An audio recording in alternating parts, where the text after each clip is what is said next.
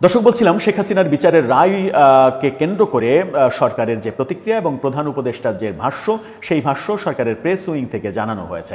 সেখানে প্রধান উপদেষ্টা যে মন্তব্য করেছেন, এই শিরোনামটা দেখলেই বুঝতে পারবেন। তিনি মন্তব্য করেছেন, আদালতের রায় নিশ্চিত করেছে কেউই আইনের ঊর্ধ্বে নয়। প্রধান উপদেষ্টা খুবই দারুণ একটা কথা বলেছেন। একটু তার কথাটা শুনিনি, তারপরে এই কথার যথার্থতা বাংলাদেশে কতটুকু আছে সেটা একটু আলোচনা করব। তিনি প্রধান উপদেষ্টা বলেছেন, বাংলাদেশে আদালত যে রায় দিয়েছে তা সারা দেশ ও বিশ্বের বিভিন্ন প্রান্তে প্রতিধ্বনিত হচ্ছে। ভালো কথা। এই রায় ও সাজা একটি মৌলিক নীতিকে পুনর্নিশ্চিত করেছে যে যত ক্ষমতাবানই হোক কেউই আইনের ঊর্ধ্বে নয়। তিনি আরও বলেছেন, 2024 সালের জুলাই গণ অভ্যুত্থানে ক্ষতিগ্রস্ত হাজারো মানুষ, তাদের কথা বলেছেন আমরা বছরের পর বছর নিপীড়নে ভেঙে পড়া গণতান্ত্রিক ভিত্তি পুনর্নির্মাণের সন্ধিক্ষণে দাঁড়িয়ে আছি।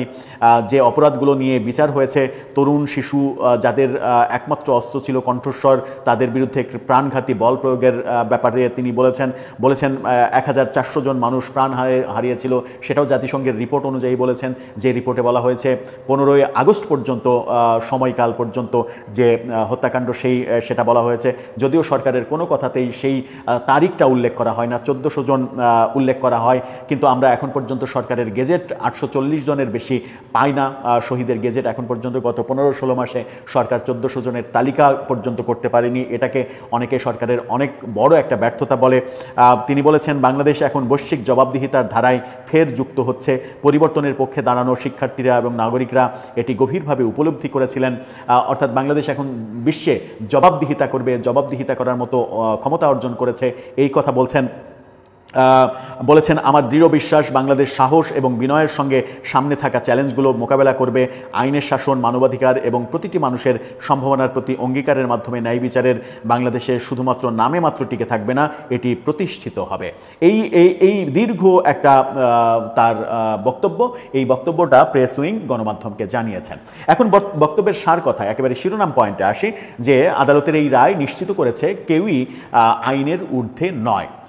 এটা খুবই গুরুত্বপূর্ণ, অসাধারণ একটা কথা। এই কথাটাই যদি বাংলাদেশে আমরা প্রতিষ্ঠিত করতে পারি, তাহলে বাংলাদেশটা পরিবর্তন হয়ে যাবে।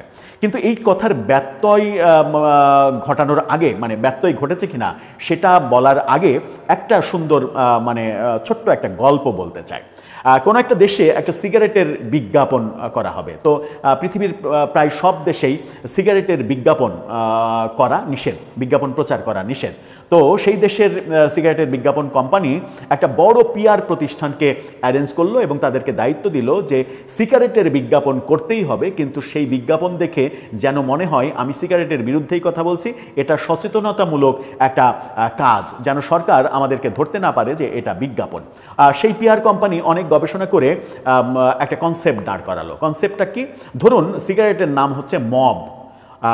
সিগারেটের কিংবা বিড়ি, ধরেন যে মব বিড়ির বিজ্ঞাপন করা হবে। তো সেই প্রতিষ্ঠান কনসেপ্ট দাঁড় করালো যে একজন ধূমপান করছে, তাকে উদ্দেশ্য করে বলা হচ্ছে যে ধূমপান স্বাস্থ্যের জন্য ক্ষতিকর, ধূমপান মৃত্যু ঘটায়, স্বাস্থ্যের জন্য এতটাই ক্ষতিকর, তুমি ধূমপান ত্যাগ করো যদি সেটা মব বিড়িও হয়।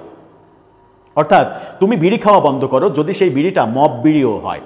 তার মানে একই বিজ্ঞাপনে দুইটি কথা বলা হলো। সেটা হচ্ছে যে আমি বিড়ি খাওয়ার বিপক্ষে কথা বললাম, এটা জনসচেতনতা, আবার বলা হচ্ছে সেটা যদি মব বিড়িও হয় তাও তুমি সেটা খাওয়া বন্ধ করো। তার মানে হচ্ছে আমি কৌশলে মব বিড়ির প্রচার করে ফেললাম, নাম প্রচার করে ফেললাম। এই যে কৌশলটা, সেটা হচ্ছে যে এই গল্পটা কেন বললাম, যে আইন সবার জন্য সমান, আইন সবার জন্য সমান। এখানে যদি পরের বাক্যটা হয় সে যদি প্রধানমন্ত্রীও হয়, কিংবা আমি প্রধানমন্ত্রীর ব্যাপারে যেহেতু ঘটেছে, তাহলে এখানে বলতে পারি যে আইন সবার জন্যই সমান, তিনি যদি প্রধান উপদেষ্টাও হন। যদি এই ব্যাপারটা তিনি যদি এভাবে সুন্দর করে আর একটু পরিষ্কার করে বলতেন যে আইন আমার জন্যও সমান, শেখ হাসিনার জন্য যেমন সমান আমার জন্যও সমান, তাহলে ব্যাপারটা হতো কি যে গত 15 মাসে অনেক সমালোচনা হয়েছে এই সরকারকে কেন্দ্র করে। অনেক সমালোচনার মধ্যে একটা বড় সমালোচনা হয়েছে যে আদালত, বলা হচ্ছে সরকারের পক্ষ থেকে যে আদালত নিরপেক্ষভাবে কাজ করছে, স্বাধীনভাবে কাজ করছে। আবার আদালতে মবের ঘটনা আমরা প্রতিনিয়ত দেখছি, আদালতে মব হচ্ছে, আদালতে ফাঁসির দণ্ডপ্রাপ্ত আসামিকে বেকসুর খালাস দেওয়া হচ্ছে, যাবজ্জীবন কারাদণ্ড 20 বছর 14 বছর জেল হয়েছে এরকম অনেককে বেকসুর খালাস দেওয়া হচ্ছে। এই ব্যাপারগুলো একটু শঙ্কা জাগায় যে আইন সবার জন্য প্রযোজ্য, সবার ক্ষেত্রেই সমান, ব্যাপারটা সত্য কিনা। আবার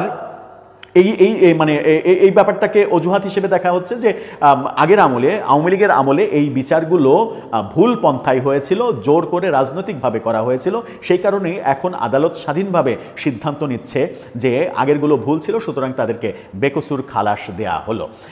এই যে মানে অজুহাত সামনে দাঁড় করানো হলো, এই অজুহাতটা আবার প্রধান উপদেষ্টার এই বাণীটাকে মানে বিঘ্ন ঘটায় কিনা, বাণীর বিপক্ষে চলে যায় কিনা, সেটাও কিন্তু আপনাকে বিবেচনা করতে হবে। প্রধান উপদেষ্টার বিরুদ্ধেও অনেকে অভিযোগ করেন যে তিনি এসেই অনেকগুলো টাকার কর মওকুফ করে নিয়েছেন। আইন যদি সবার জন্য সমান হয় তাহলে তো বাংলাদেশের সব নাগরিককেই আপনাকে কর মওকুফ করে দিতে হবে। আপনি যেহেতু নিজের কর মওকুফ করে নিয়েছেন। প্রধান উপদেষ্টার বিরুদ্ধে অনেকেই অভিযোগ করেন যে বিভিন্ন গ্রামীণ নামে বিভিন্ন প্রতিষ্ঠানের লাইসেন্স তিনি পাইয়ে দিয়েছেন। তো আইন যদি সবার জন্য সমান হয় তাহলে সেই লাইসেন্স মানে গ্রামীণ টেলিকমের, গ্রামীণ ডিজিটালের ব্যবসা গ্রামীণ টেলিকম না পেয়ে অন্য রবিরও তো পাওয়ার অধিকার রয়েছে, কিংবা বাংলালিংকেরও পাওয়ার অধিকার রয়েছে, তারা না পেয়ে গ্রামীণ কেন পেল? তাহলে আইন সবার জন্য সমান হলো কিনা, এই আলোচনাগুলো প্রতিনিয়ত হবে। আবার যখন আমরা দেখতে পাচ্ছি, যেমন গতকালকেই যেটা ঘটেছে সেটা হচ্ছে যে 32 নম্বরে মানে আবারও 32-এ মব তৈরি করার যে ঘটনাটা ঘটেছে, যে 32 গুড়িয়ে দেওয়া হবে, এই ঘটনাটা যখন আমরা দেখলাম তখন পুলিশের সামনে এবং আর্মির সামনে দাঁড়িয়ে যে বিষোদ্গার করা হয়েছে, যে অশ্লীল স্লোগান দেওয়া হয়েছে পুলিশকে কেন্দ্র করে, আর্মিকে কেন্দ্র করে, এবং পুলিশকে আর্মিকে আক্রমণ করা হয়েছে, এই ঘটনাগুলো যদি মানে ভিন্ন পরিচয়ের অন্য কেউ করত, মানে যারা গিয়েছিল 32-এ গতকালকে শেখ হাসিনার মানে বঙ্গবন্ধুর একেবারে যতটুকু স্মৃতি আছে সেগুলো ভেঙে গুড়িয়ে দিয়ে সেখানে ফুটবল খেলার মাঠ করবে, এটা করতে যারা গিয়েছিলেন তারা যদি না হতেন, অন্য পক্ষের যদি হতো, তাদের বিরোধী পক্ষের যদি কেউ হতো, তাহলে কি পুলিশের সামনে এই ধরনের স্লোগান দিলে, কিংবা আর্মির সামনে এই ধরনের স্লোগান দিলে, কিংবা তারা যদি বুলডোজার নিয়ে অন্য কোনো বিল্ডিং ভাঙতে যেত, তাহলে কি ঠিক মানে গতকালকে যেভাবে পুলিশ প্রতিনিয়ত তাদেরকে বোঝানোর চেষ্টা করেছে, রমনা জোনের ডিসি মাসুদ সাহেবকে দেখেছি যে নিজে পর্যন্ত আহত হয়েছেন, যার পর নাই বোঝানোর চেষ্টা করছেন, অন্যের সহযোগিতা নিচ্ছেন বোঝানোর, আর্মিকে অসহায়ের মতো আমরা দেখেছি যে তাদের হাতে যে গার্ড থাকে সেই গার্ড দিয়ে একের পর এক ইট প্রতিহত করছেন, তাদের দিকে ইট ছোড়া হচ্ছে, তারা প্রতিহত করছেন, রক্ষণাত্মক ঢঙ্গে ব্যাটিং করছেন। এই যে ব্যাপারগুলো আমরা দেখেছি, সেই একইভাবে কি ট্রিটমেন্ট করা হতো যদি অন্য পক্ষের মানুষ এই কাজটা করত?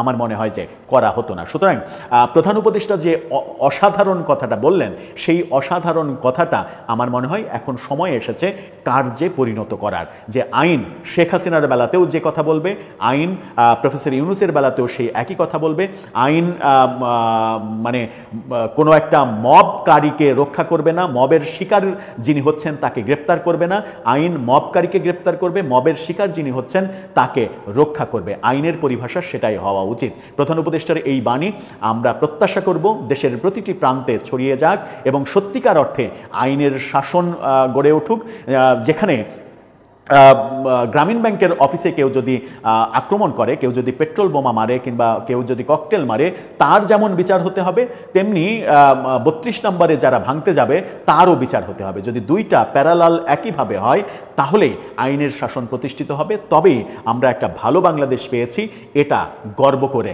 বলতে পারবো। দর্শক, আপনার ভাবনা কি এ ব্যাপারে জানিয়ে লিখতে পারেন আমাদের কমেন্ট বক্সে।